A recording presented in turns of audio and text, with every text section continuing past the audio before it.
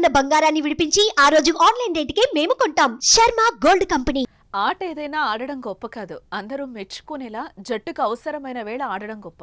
అదే చేశాడు తెలుగు తేజం నితీష్ కుమార్ రెడ్డి. కంగారులకు తెలుగోడి దెబ్బ చూపించాడు.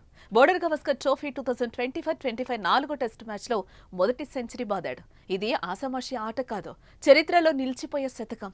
ఆసీస్ బౌలర్లు వేసిన బంతులకు సీనియర్లు, ప్రపంచం మీటి ఆటగాళ్లు పెవిలియన్ చేరిన వేళ, ఘోర ఓటమి తప్పదనుకున్న వేళ, అసాధారణమైన ఆటతో బుల్లెట్ లాంటి బంతులను ఎదుర్కొని నితీష్ కుమార్ రెడ్డి చేసిన సెంచరీ గురించి ఎంత చెప్పుకున్నా తక్కువే. నితీష్ ఆటకు దేశం ఫిదా అవుతోంది. ప్రపంచ క్రికెట్ లోకం ప్రశంసలు కురిపిస్తోంది. తెలుగు రాష్ట్ర క్రీడా అభిమానులు ఉప్పొంగిపోతున్నారు. నితీష్ ద ఫైర్ అంటూ కొనియాడుతున్నారు.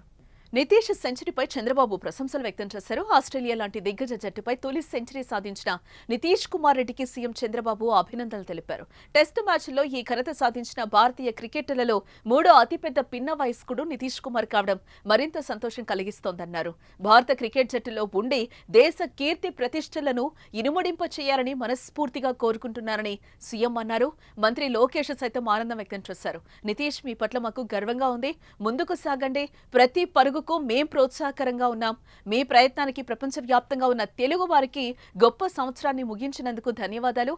ఈ విధంగా మేము స్వర్ణాంధ్రను ఒక్కొక్క అడుగు ముందుకు వేసి స్థిరంగా అన్ని అడ్డంకులను అధిగమిస్తామని లోకేష్ ప్రకటించారు.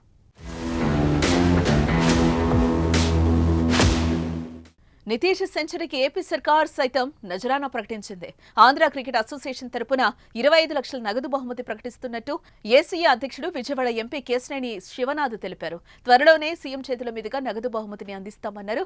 బోర్డర్ గవస్కర్ ట్రోఫీ 4వ టెస్టులో అద్భుతంగా రాణిస్తున్నాడని అన్నారు. ఇలాంటి యువ క్రికెటర్లను కూటమి ప్రభుత్వం ప్రోత్సహిస్తుందని, నేటి యువతకు నితీష్ రోల్ మోడల్ అన్నారు.